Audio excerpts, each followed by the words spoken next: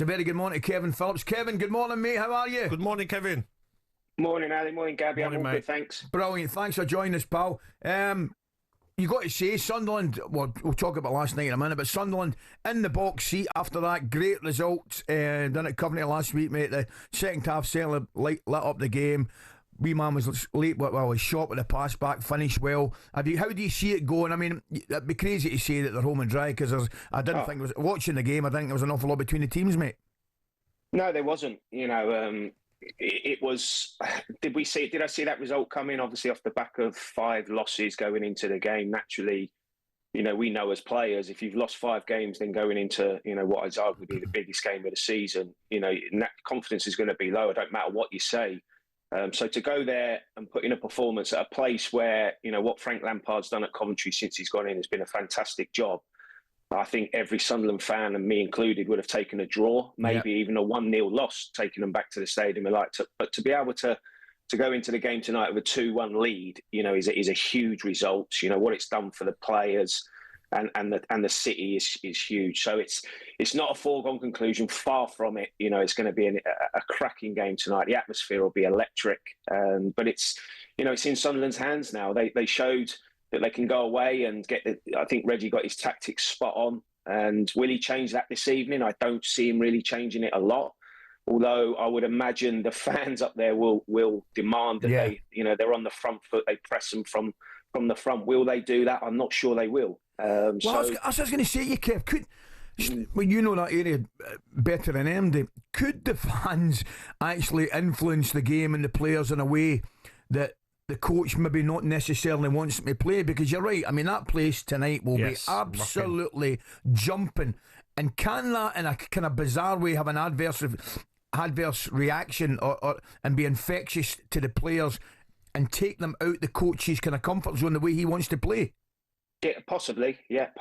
They're a young group. I think it certainly will be influenced if Coventry get the first game. That's for sure, because the atmosphere will completely change. Yeah.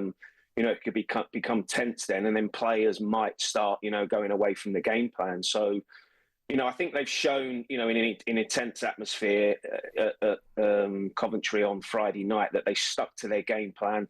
They didn't get carried away, and I don't really see that happening tonight. But you never know. It's going to be very lively. But I expect them to start, with high energy, a good tempo. But I don't actually see them, changing the game plan. I see them sitting in, maybe in a mid-block. Coventry will probably have more possession. I don't think they'll dominate as much possession as they did on Friday night, but they'll certainly have probably more than Sunderland. But Sunderland showed the other night on the counter-attack with Isidore, Mayenda, that they've got pace, Patrick Roberts, Enzo Lefebvre, that they can hurt you. So I expect a slightly different game this evening, but not too much. Kev, Sunderland have never lost a home leg in the Football League playoffs, won 7 and drawn 1. Is that down to the atmosphere that the Stadium of Light can produce in a big game? I think so, Gab. Yeah, it has something about it. I remember that season when, we got into the Premier League. I think, we kind of beat a lot of teams in the tunnel because of the noise. You could see fear at times we've been there. You've seen the fear sometimes in the opposition's faces that you think, if we start the game well here, get on top, the crowd get behind you, then it's going to make it very, very difficult for the away team. So the fans will play their part tonight without a shadow of a doubt. It's just about the players stepping up, performing, not losing their nerve and sticking to the game plan. So, I revert back to 1998 when I was lucky enough to score the winning goal against Sheffield United in the second leg of the playoffs. The atmosphere was probably the best I'd ever heard at the Stadium of Light. So I'm hoping that someone can make themselves a hero tonight and experience what I experienced back then. Kev, I remember a few years ago, Netflix watching the Sunderland documentary, and the first one come out. I think they were in League One at the time, and the chaos around the club.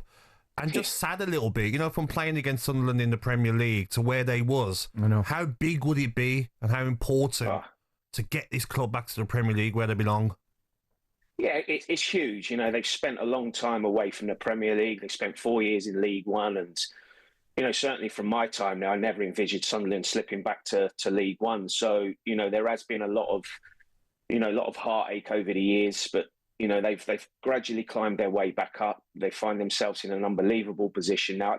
Listen, we all know the infrastructure's there at that football club. Mm-hmm. It's built for the Premier League, but that doesn't guarantee. And Premier League football, you have to earn that. And they've got a fantastic opportunity to put one foot, in the door tonight if they can get through. Then obviously a huge game at Wembley against Sheffield United.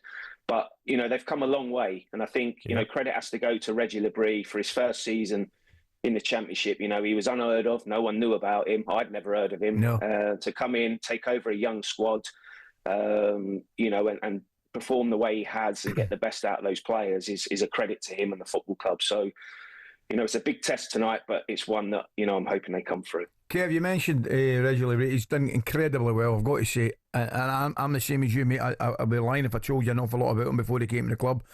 What's it going to take for him and his team in the next, what would it be, week or so, to get through these two games? What's it going to take for them to get through these two games? And if they can do it, Kev, the big question is, what's it going to take? What's going to have to change with Sunderland for them to stay in the top flight if they could make it?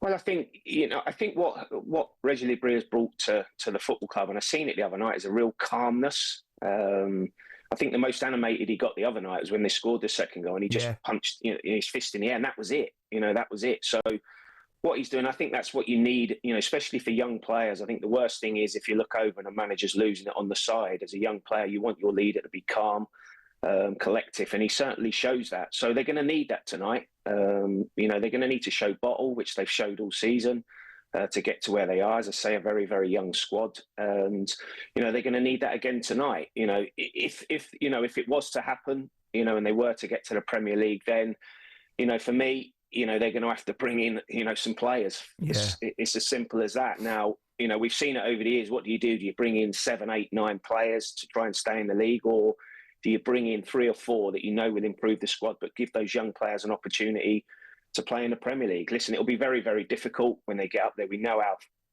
hard the Premier League is. We've seen that this season with the teams that come up that have gone down. So we'll worry about that if we get there. It's been a long time, but let's try and get through tonight. We've got to speak about Coventry. They'll come. Yeah. Frank's got history, at Derby of what he did, when they went to Leeds when they were trailing. So, it's going to be a tough match tonight, a really tough match, but it's one that hopefully someone can come through. What do you think? The winners tonight, second favourites against Sheffield United. I've got to say, I looked at that. Good side, aren't they? I was looking at the reaction, because you know what it's like, Kev, when they're going for the 2 places, automatic 2 places, they fall away, the poor end of the season, but boy, have they reacted well with those 2 victories. But the pressure will be more on Sheffield United in that final. Yeah. Anything can happen in the final, can't it, Kev? Yeah, of course. In a one-off game, it's going to be red hot at Wembley on a big pitch.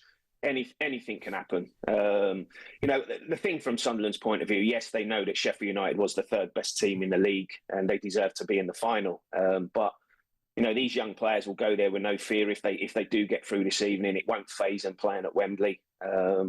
They've been there quite a few times over the years. So it's nothing new to them as a club. So if they get there a bit, who knows? You can never call the playoff final. It's a one-off game, but you'd have to say, yes, Sheffield United would be favourites. And like you say, Gab, that the pressure's on them to go and perform. So we'll wait and see. Let's hope Sunderland get there first. Yes. Kev, what a night tonight, mate. I'll be sitting watching it. Everything crossed. You enjoy it, mate. Thanks for taking time. Kev. Look after yourself, mate. Cheers, guys. talkSPORT Breakfast, waking you up Monday to Friday morning from 6 a.m. on AM, on DAB, via the talkSPORT app and on your smart speaker. talkSPORT.